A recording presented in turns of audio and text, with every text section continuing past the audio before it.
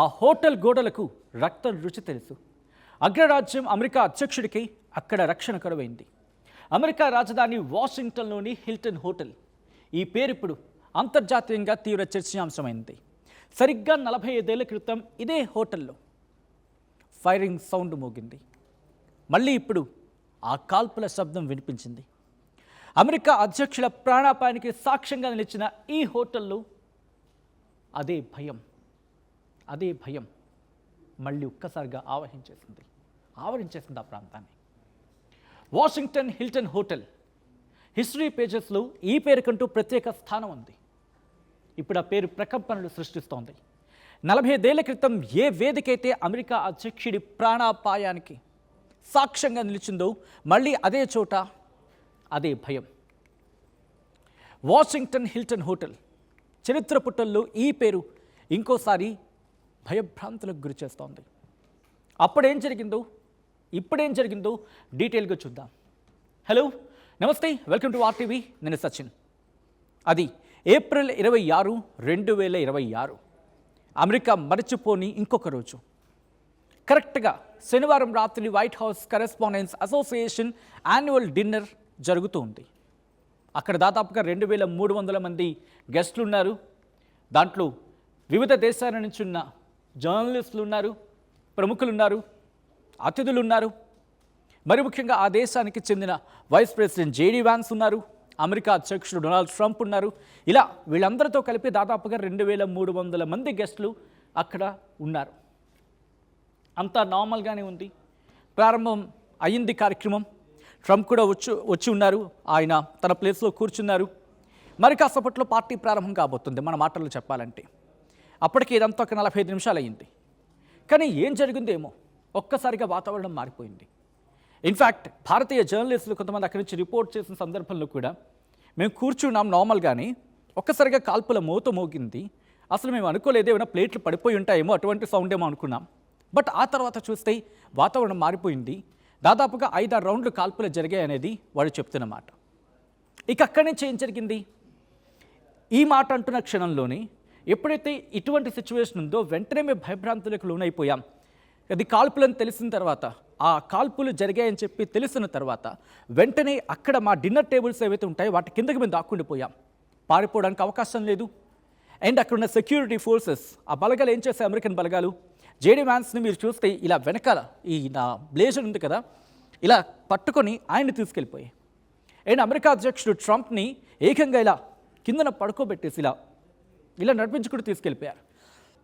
అలా జరిగింది. అయితే ఇదంతా జరుగుతున్న సందర్భంలోనే ఇంతకీ కాల్పులు జరిపిన వ్యక్తి ఎవరు అనే క్వశ్చన్ రైజ్ అవుతుంది కదా. మాట్లాడుకునే ప్రయత్నం చేద్దాం. కాలిఫోర్నియాకు చెందిన 31 ఏళ్ల కోల్ థామస్. ఇదిగో ఇతగాడి.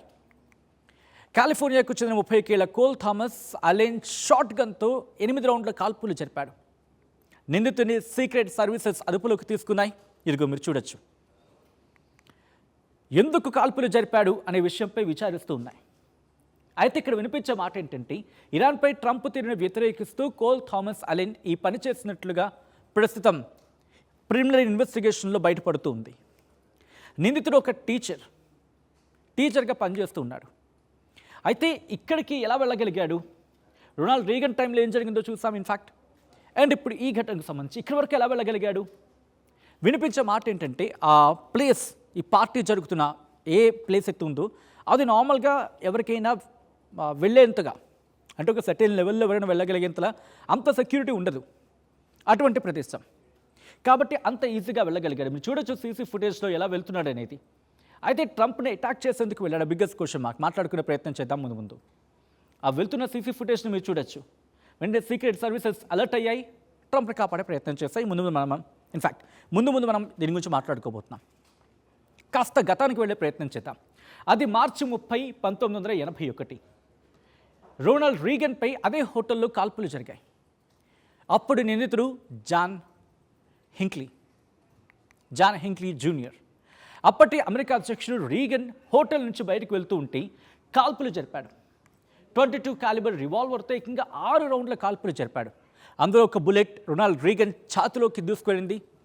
హింక్లీకి సినిమాల పిచ్చెక్కువ. కారణం ఏమై ఉంటుందని చెప్పి మాట్లాడుకుంటూ ఉంటాం కదా. అయితే సినిమాల పిచ్చే ఇంతవరకు కనెక్ట్ చేస్తుంది. ఎలా? ఇప్పుడు డీటెయిల్గా మాట్లాడుకుంటున్నాం దాని గురించి. హాలీవుడ్ నటి జోడీ ఫోస్టర్ అంటే ఆయనకి ఇష్టం. ఆమె నటించిన టాక్సీ డ్రైవర్ సినిమాను అతను పదే పదే చూశాడు. ఆ సినిమాలో హీరో ఒక పొలిటికల్ లీడర్ని చంపడానికి ట్రై చేస్తాడు. ఆ క్యారెక్టర్ తనను చాలా ఇంప్రెస్ చేస్తుంది. దీంతో ఏమైంది, ఆ క్యారెక్టర్తో తనను తాను పోల్చుకోవడం ప్రారంభించాడు హింక్లీ. జోడీ ఫోస్టర్ అట్రాక్షన్ కోసం రొనాల్డ్ రీగన్పై కాల్పులు జరిపాడు అనగానే అందరూ షాక్కి గురయ్యారు. అయితే ఈ ఘటనలో రొనాల్డ్ రీగన్కు బుల్లెట్ దిగింది. కానీ ట్రంప్పై నిందితుడు ఫైరింగ్ చేయలేకపోయాడు. కారణం, సెక్యూరిటీ చెక్ పాయింట్ దగ్గర సీక్రెట్ సర్వీసెస్ను తప్పించుకొని కోల్ థామస్ స్పీడ్గా పరిగెత్తుకుంటూ 8 రౌండ్ల కాల్పులు జరిపాడు. తర్వాత ట్రంప్ సెక్యూరిటీ ఫోర్స్ అలర్ట్ అయింది. వెంటనే అతన్ని అదుపులోకి తీసుకుంది.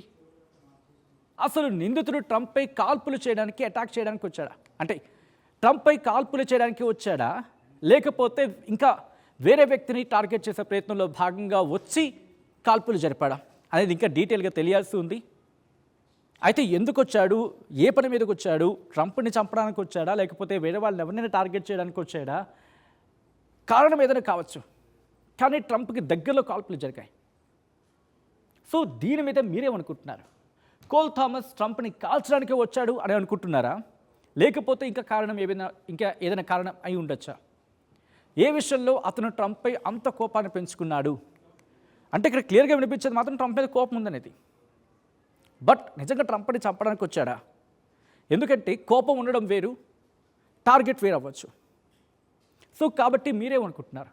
ట్రంప్ని చంపడానికి వచ్చాడు అనుకుంటున్నారా, లేకపోతే ట్రంప్పై కోపంతో ఒక్కసారిగా సిచ్యువేషన్ని భయభ్రాంతులకు గురి చేద్దామని వచ్చాడా, లేకపోతే ఇంకా ఇతరతర కారణాల రీత్యా ఎవరైనా టార్గెట్ చేద్దామని అనుకుని వచ్చి ఇటువంటి కాల్పులకు తెగబడ్డాడా?